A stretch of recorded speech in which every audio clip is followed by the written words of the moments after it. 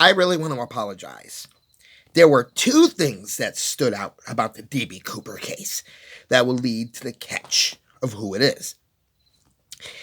The D.B. All right, how do I explain this? The broadcasting came out by, I think it was Tom Brokaw back then, but a hijacking tonight on a plane. A man named D.B. Cooper got on the plane, hijacked it. He is being known as the criminal mastermind. Now, this is live news.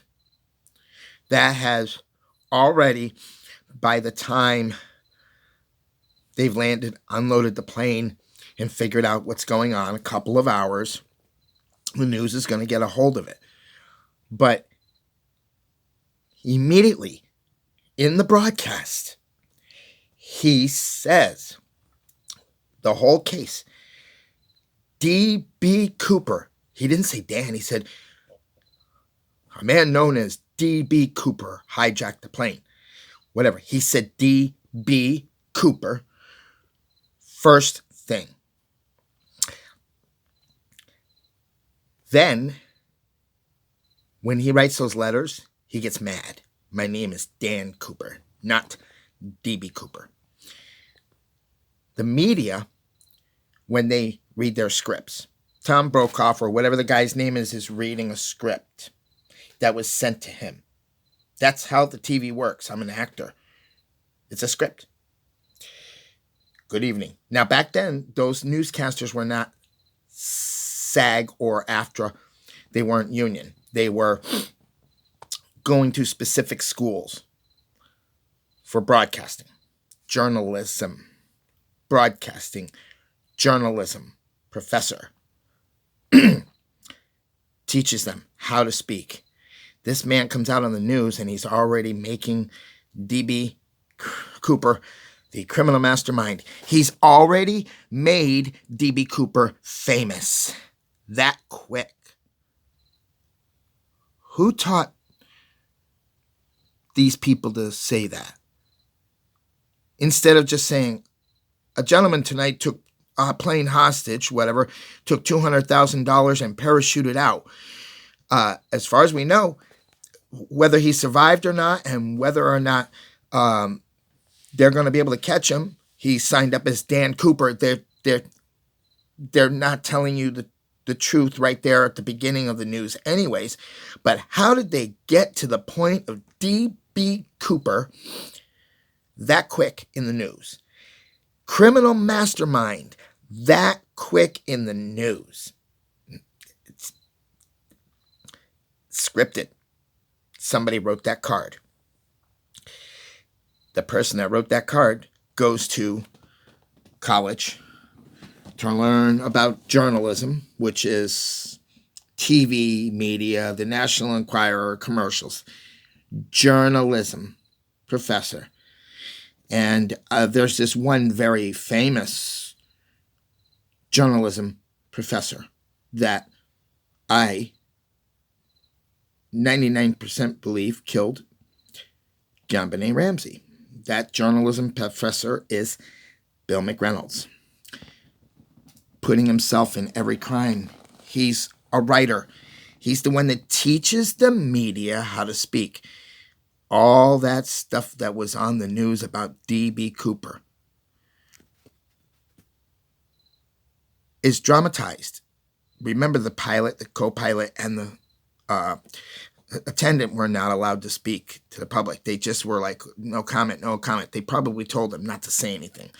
It's an FBI case. So they come out to talk to the media. I'm sure the FBI and them have said, don't speak, don't say anything, just no comment, or just, show your emotions, but don't say anything, which is normal for the way the three reacted to the media. Okay? Because the media cannot present certain stuff. The people that teach the media how to film, the people that teach the media how to write those scripts, the type of person that teaches the media how to properly speak is a journalism professor at a college. named Bill McReynolds. And he's been doing it all over the United States. He's been leaving odd letters here and there, a lot of cases, a lot of beauty queens, a lot of letter and pen and envelope and pencil thing, a lot of codes, a lot of sarcastic letters. He's already overrun the media. This is a highly intelligent psychopath, serial killer. Now, why he didn't kill anybody in D.B. Cooper, I can't answer that.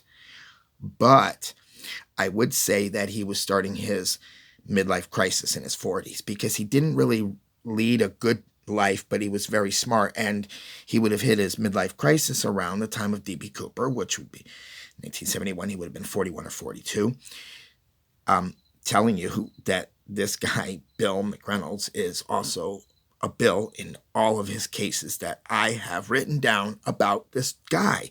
And every one of these cases have clues and strange things going on. And, oh my God, they abducted a little girl, but there was nude photos, and he was in a trench coat. And then this black man gave kids ice cream and abducted a beauty queen in another state. And this and that. And D.B. Cooper said he even used latex. Okay, very smart, very intelligent actor, very intelligent entertainer. D.B. Cooper was entertaining. D.B. Cooper got away with it for a long time. It's an unsolved case because of what we have read about it. And we play telephone and we start predicting, oh, this and that. Then there was Rackstraw. Then there was this guy and that guy. And this guy and that guy. You knew they were going to be involved. Just to let you know that in the D.B. Cooper case, Uncle Bill Rackstraw called a private investigator. Hello, private investigator? Yeah, this is Bill Rackstraw. My brother, Phil, I think it was killed by his son, Robert Rackstraw. Yeah, Robert Rackstraw came in and shot him in the back of the head and killed him. I just thought I'd let you know I'm the uncle. I'm Uncle Bill. Uncle Bill that's playing another role in one of his serial killer cases. There's a dead girl that a body was found somewhere in the drop zone of D.B. Cooper. That is his victim. I just wish somebody would do something at the Federal Bureau of Investigations or a local police department that wants to just be silly one day and look this stuff up. And you will see that this guy, Bill, is not who they think he is. And he has committed a lot of these type of crimes like D.B. Cooper. You'll see when I'm right.